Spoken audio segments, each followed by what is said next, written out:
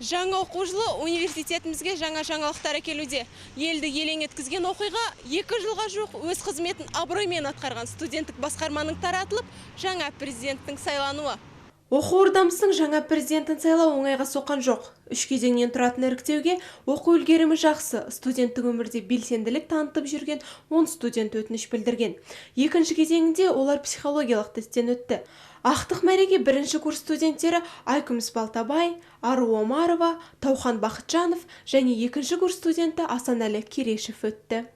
Талаптары бойынша олар іріктеуден өткізілді. Қандай белсендігі бар? Ол енді орысша айтпақшы собеседование, әңгімелестік. Қандай белсенді танытты мектепте, осы университетте, дегенмен қандай таланттары, қандай бір өнерлері бар олардың. Соның ішінде екіншісі сатыда біз оларды тестілеуден өткіздік.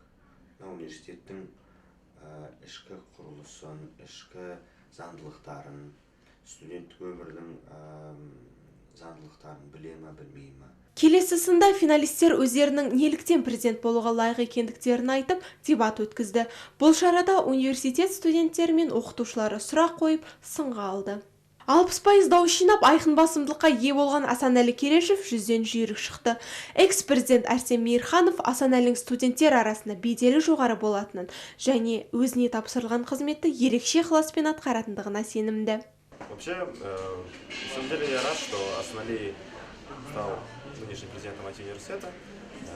Насколько я знаю, он поставил себе эту цель еще при поступлении в наш университет, он об этом немного говорил, и он действительно делал многое, чтобы этого добиться. Он работал, не покладая рук. Первый человек, который всегда четко выполнял свою работу, это был Асанәлі. Хочу пожелать Асанәлі удачи, ведь работа президента студенческого правительства на самом деле очень непростая.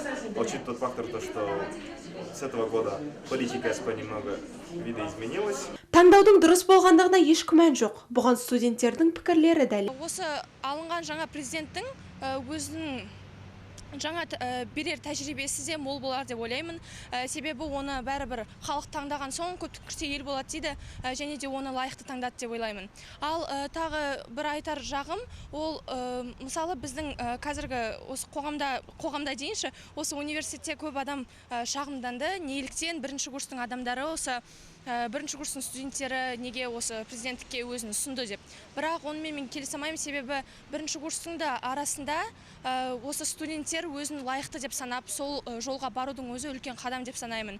Сайлау барысында жоғарғы курстар арасында бірінші курс студенттеріне қарсы резонанс туды. Мұны оқу ордамыздың студенттеріне арналған пабликтерден көре аламыз. Онда олар университет өмірін, тәртібін көріп түсініп үлгерген жоқ. Тәжірибесіз. Қандай масқара, олар не біледі деген секілді жазбалар жарияланып жатты. Осы алда өтіп кеткен президенттік сайлаулар туралы біз бүкіл универ ол туралы біледі. Және де сол сайлауда екінші курс студенті Асанәліні сайлағанына толығымен келісемін. Қалай болғанда да студенттердің қалауы орындалды. Асанәлі өз ортасына беделді. Тобының старостасы. Бұл қызметінде абыроймен атқарып келеді, достарына да қол ұшын беруге әрқашан дайын. Менімше Асанәлінің сөз сөйлеу шеберлігі, менімше сол баланың бүкіл университеттегі өткізілген шараларға қатысуы, және де өзінің бағдарламасымен қызықтырған да шығар. Керешев Асанәлі жайлы айтатын болса, өзін осы универдегі бірінші күннен бастап өзін бізге көрсетіп, жақсы жағынан ғана көрсетіп жүр. Мысалға айтатын болсақ, бірінші күннен бастап өз қалауы бойынша группаның старостасы болды. Және де сол белсенділігін ешқашан да кеміткен емес.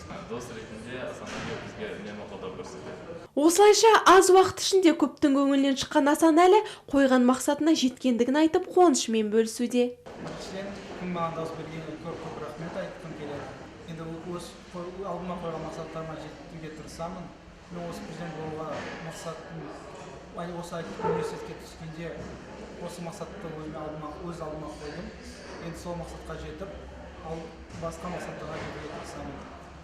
Енді ол өзі неге басқа кандидаттармен салыстырғанда неге мен осы кандидат болдым?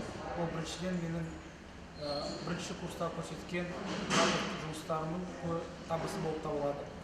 Енді осы ары қарай осының бәрін мен жалғастыруға тырысамын. Алға қойған мақсатына жете білген Асанәліге сәттілік тілейміз. Біз де IT университетінің атынан сенім білдіріп, қолдау көрсетеміз.